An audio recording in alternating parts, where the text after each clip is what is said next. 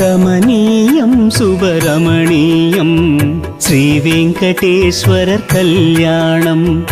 எதற்காக பிரிந்தாரோ ஸ்ரீதேவி தாயா, என்னாலும் பிரியாத பூதேவியா. கமனீயம் சுபரமணீயம் ஸ்ரீ வெங்கடேஸ்வரர் கல்யாணம்.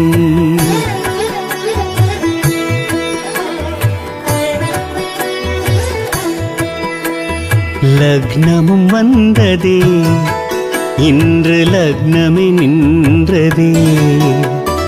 கரம் கட்டுமையா இதுவே முந்தீச்சா கங்கணம்.